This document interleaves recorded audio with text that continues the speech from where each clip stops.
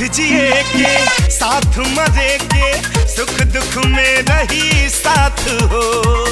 आंधी या तूफान भी आए, हाथ से छूटी ना